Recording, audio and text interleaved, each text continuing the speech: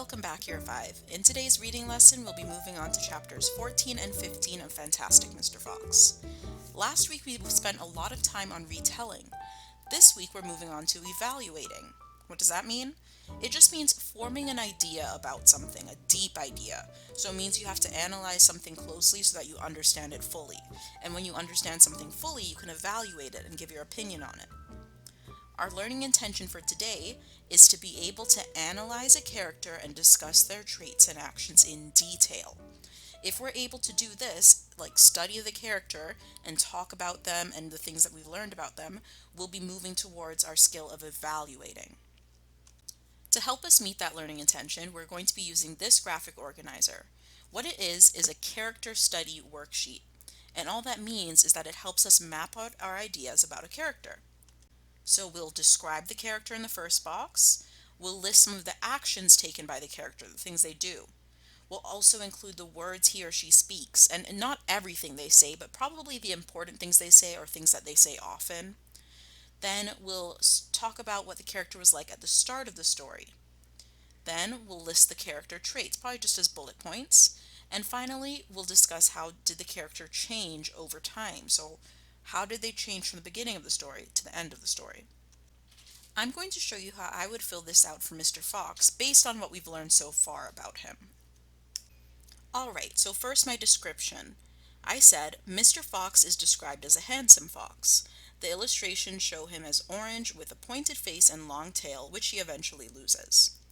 So I had to pick things from throughout the text because there is no section in the book that just says this is what Mr. Fox looks like. It is mostly based on the pictures. For actions taken by the character, the next box over, I said theft, that means stealing, planning, because he comes up with most of the plans that his family follows, and also protecting his family. Now I picked those things because I think these are the biggest things that Mr. Fox does throughout the story. These actions are what move the story forward. Now for words he speaks. I couldn't copy down every single thing he said in the story. I just picked a few things that really stood out. Like the time he shouted, "I've done it!" And he says "my darlings" a lot. It comes up the most, I think, from his dialogue. And also when he said "exactly," I felt like that kind of was something that just seems very Mr. Fox-like. I also made a note in that box saying Mr. Fox has a very dramatic way of speaking. I don't know if you've noticed it, but he seems so flamboyant when he speaks, like he probably moves his hands a lot when he's talking. That's what I imagine. Next, it says character at the start of the story. At the start, Mr. Fox seems to be full of himself. He thinks he is smarter than everyone else. So full of himself, that just means that if someone is full of themselves, they think a lot of themselves. They kind of think they're the best. And I would say that was the case for Mr. Fox at the start of the story, so I just summed it up in 2 sentences. For character traits, I picked the 3 most significant character traits for Mr. Fox. He's sneaky, he's confident, and he's intelligent. Finally, how did the character change over time? This is probably the most important box. I've said Mr. Fox became less full of himself as the story went on. He is still confident and plans well, but he now realizes that he has to be more careful. Now, in any story you read, the characters are going to change from the start to the end because the events that happen in the story make them change. In Mr. Fox's case, because he realized his family was put in danger, he had to learn to be more careful. And we haven't finished the story yet. It's quite possible that he'll change even more.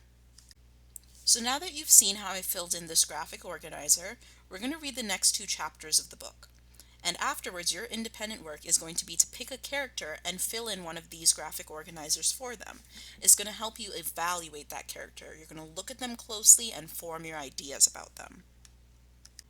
Chapter 14, Badger Has Doubts. "Just one more visit," cried Mr. Fox.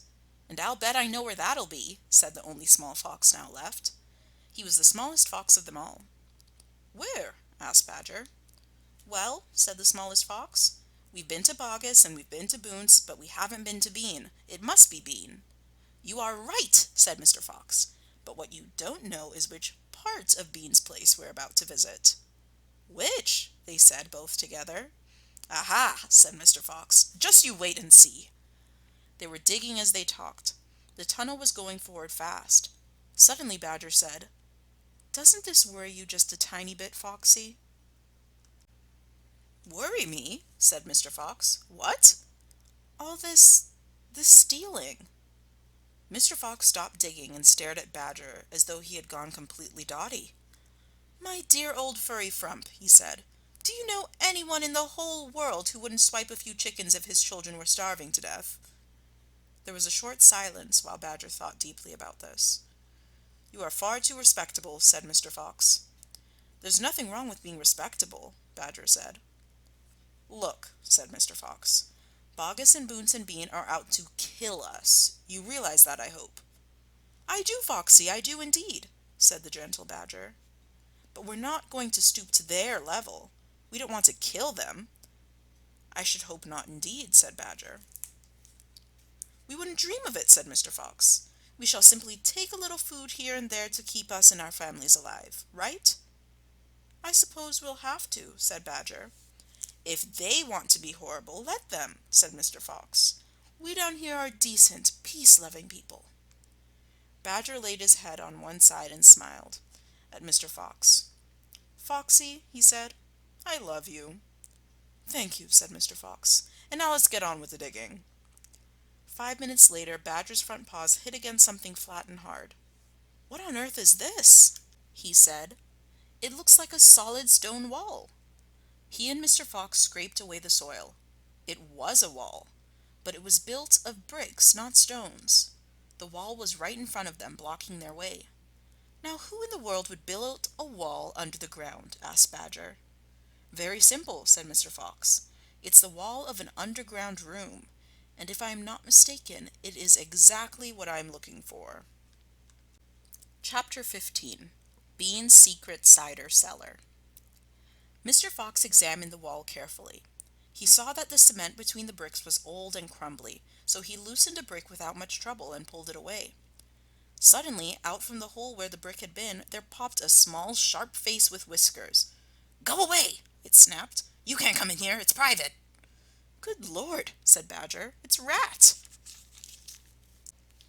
You saucy beast, said Mr. Fox. I should have guessed we'd find you down here somewhere. Go away, shrieked Rat. Go on, beat it. This is my private pitch. Shut up, said Mr. Fox. I will not shut up, shrieked Rat. This is my place. I got here first.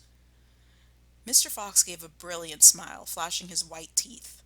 My dear Rat, he said softly, I am a hungry fellow, and if you don't hop it quickly, I shall eat you up in one gulp. That did it. Rat popped back, fast out of sight. Mr. Fox laughed and began pulling more bricks out of the wall. When he had made a biggish hole, he crept through it. Badger and the smallest fox followed him. They found themselves in a vast, damp, gloomy cellar. This is it! Cried Mr. Fox.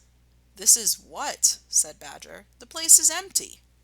Where are the turkeys? Asked the smallest fox, staring into the gloom. I thought Bean was a turkey man. He is a turkey man, said Mr. Fox, but we're not after turkeys now. We've got plenty of food. Then what do we need, Dad? Take a good look round, said Mr. Fox. Don't you see anything that interests you? Badger and the smallest fox peered into the half-darkness. As their eyes became accustomed to the gloom, they began to see what looked like a whole lot of big glass jars standing upon shelves all around the walls. They went closer. They were jars. There were hundreds of them, and upon each one was written the word cider. The smallest fox leaped high in the air. Oh, Dad, he cried out. Look what we found! It's cider! Exactly, said Mr. Fox. Tremendous, shouted Badger. Bean's Secret Cider Cellar, said Mr. Fox. But go carefully, my dears. Don't make a noise. This cellar is right underneath the farmhouse itself. Cider, said Badger, is especially good for badgers.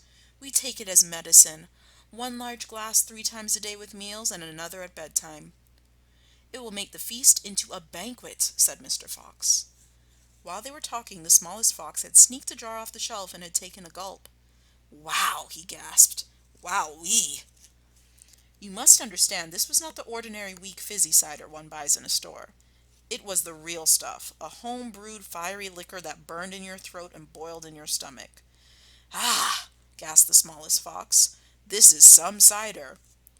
"That's quite enough of that," said Mr. Fox, grabbing the jar and putting it to his own lips. He took a tremendous gulp. "It's miraculous," he whispered, fighting for breath. "It's fabulous. It's beautiful." "It's my turn," said Badger, taking the jar and tilting his head well back. The cider gurgled and bubbled down his throat. "It's it's like melted gold," he gasped.